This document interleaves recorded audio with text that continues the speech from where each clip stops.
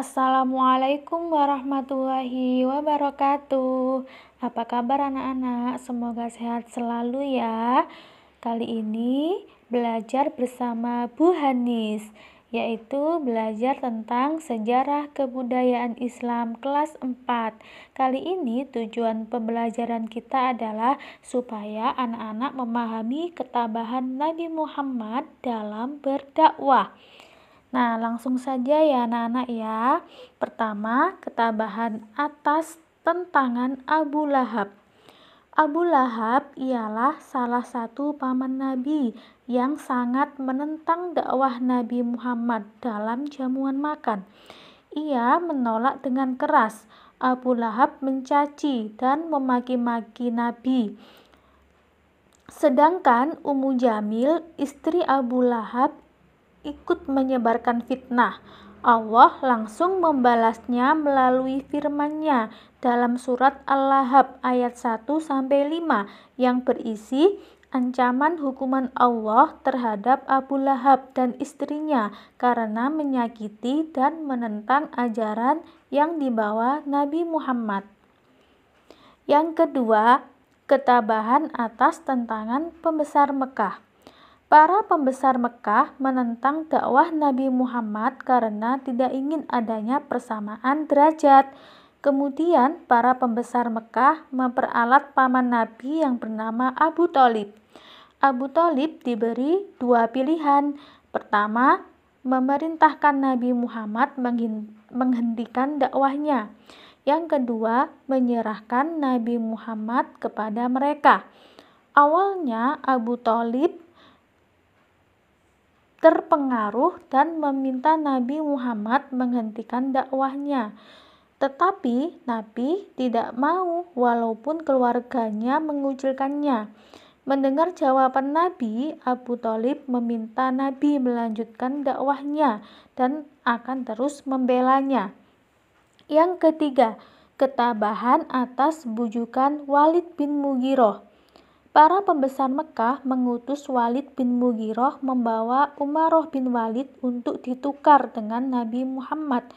Mereka menukarnya karena hendak membunuh Nabi. Akan tetapi Abu Thalib menolak dengan keras tawaran tersebut. Nah, kemudian yang keempat, ketabahan atas bujukan Utbah bin Rabi'ah. Kaum kafir Quraisy mengutus Utbah bin Rabi'ah menemui Nabi Muhammad untuk menawarkan harta, tahta, dan apapun yang diinginkan Nabi asalkan mau menghentikan dakwahnya. Taktik tersebut disebut siyasatul mufawadat atau politik tawaran damai.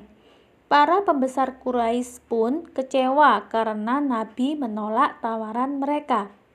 Sekarang yang kelima, ketabahan atas siksaan kaum kafir Quraisy. Setelah gagal mengutus Utbah bin Rabi'ah, kemudian mereka menggunakan cara keras.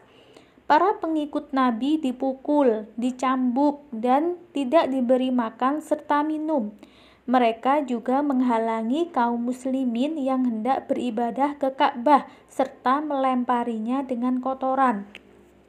Nah, anak-anak, sekarang yang keenam, ketabahan atas pemboikotan Bani Hashim.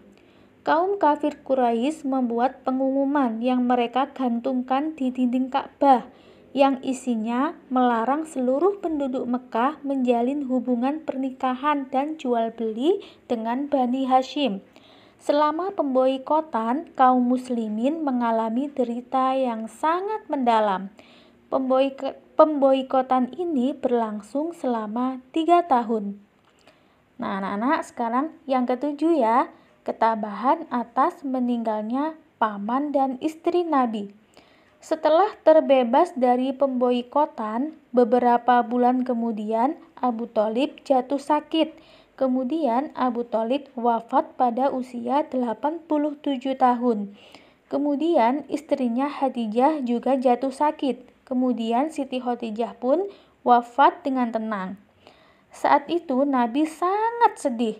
Masa-masa duka ini dikenal dengan nama Amul Husni. yang artinya tahun kesedihan, bertepatan dengan tahun ke-10 kenabian.